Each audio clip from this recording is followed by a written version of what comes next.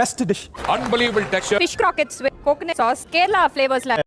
Fish crackers பண்ணுறதுக்காக purple கேபேஜை நல்லா வந்து குட்டி குட்டியாக சாப் பண்ணி எடுத்து வச்சுக்கோங்க.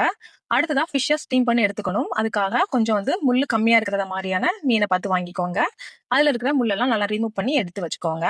அடுத்து ஒரு கடாயில் கொஞ்சமாக தேங்காய் எண்ணெய் சேர்த்துக்கோங்க. இதோட கருவேப்பிலை, பச்சை மிளகாய், பல்லாரி, அப்புறமா அந்த பர்பிள் கேபேஜ், இதுக்கு தேவையான உப்பு சேர்த்து நல்லா வதக்கி கொடுத்துட்டு இதோட வத்தல் பொடி, மஞ்சள் பொடி, மல்லிப்பொடி, பெப்பர் பவுடர், கரம் மசாலா இது எல்லாத்தையும் சேர்த்து நல்லா வந்து கலந்து கொடுத்துட்டு நம்ம வந்து எடுத்து வச்சதான ஃபிஷ்ஷையும் சேர்த்து நல்லா வந்துட்டு ஸ்மாஷ் பண்ணி எடுத்து தனியாக வச்சுக்கோங்க. அடுத்து ஒரு கடாயில் தேங்காய் எண்ணெய் சேர்த்துக்கோங்க. இதோட பல்லாரி, பர்பிள் கேபேஜ், ஒரு பச்சை மிளகாய், உப்பு சேர்த்து நல்லா வதக்கி கொடுத்துட்டு இதோட தேங்காய் பால் சேர்த்து நல்லா ஃபைன் பேஸ்ட்டாக அரைச்சி எடுத்து வச்சுக்கோங்க. அரைச்சதை நல்லா வந்து ஃபில்ட்ரு பண்ணி எடுத்துக்கோங்க. ஃபில்ட்ரு பண்ணதோட தேங்காய் பாலும் சேர்த்து நல்லா கலந்து எடுத்து தனியாக வச்சுக்கோங்க. அடுத்ததான் நம்ம ரெடி பண்ணதான ஃபிஷ்ஷை வந்துட்டு இதுக்குள்ளே நம்ம மொசரல்லா சீஸை வந்து வச்சுக்கணும்.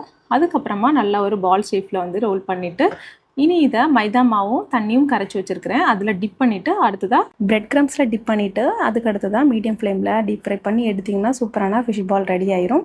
இனி வந்து ரெடி பண்ண சாஸோட இந்த ஒரு ஃபிஷ் பாலையும் சேர்த்து நீங்கள் சர்வ் பண்ணிங்கன்னா ஹோட்டலில் சாப்பிட்ட மாதிரி ரொம்ப ரொம்ப டேஸ்டியாக இருந்துச்சு. கண்டிப்பாக நீங்கள் செஞ்சு பார்த்துட்டு எப்படி வந்ததுன்னு கமெண்ட் பண்ணுங்கள்.